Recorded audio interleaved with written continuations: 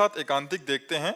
मेरे पिताजी का प्रश्न रहता है कि महाराज जी बचपन से बाबा जी रहे हैं, इन्हें घर गृहस्थी का इतना ज्ञान कैसे है? आपसे आपसे ज्ञान है।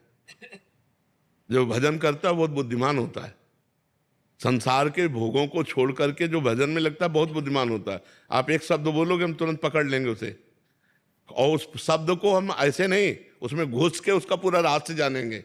साधु महात्माओं की बुद्धि ऐसे मत समझो कि जो छोटी बुद्धि होती है। आप जरा सा बोले हम तुम्हारी पूरी हिस्ट्री समझ गए कि तुम क्या हो।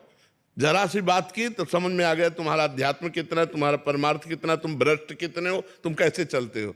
तो जो गृहस्थी लोग तो मिल रहे हैं हमसे, मिल तो गृहस्थी लोग रहे ना। तो जब तुम अपनी बातें कर रहे हो तो गृहस्थी की तो कर रहे हो, तो सब जानकारी हमको क्यों नहीं हो जाएगी। एक 12 वर्ष का बच्चा कह रहा मैं हस्तमैथुन का शिकार हूं और मैं बहुत डिप्रेशन में हूं।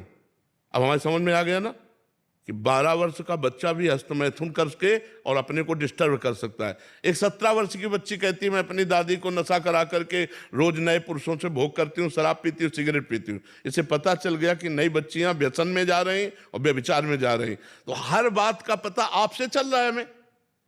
अब हमको हर बैच में तो आप ही से बात करनी है ना।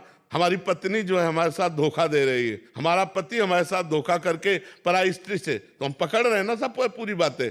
तो अब यही बातें जब हम आपको बोले इनको कैसे पता चला क्योंकि आपसे पता चला।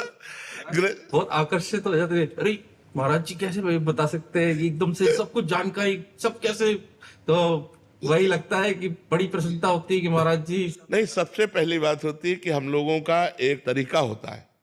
जैसे आप बात कर रहे हो ना, तो हम आपकी पूरी पूरी जीवनी को देख रहे हैं। तो आपकी जीवनी देख करके मुझे पता चलता है ऐसे से ऐसा चल रहा है, ऐसे से ऐसा चल रहा है हमारे समाज में।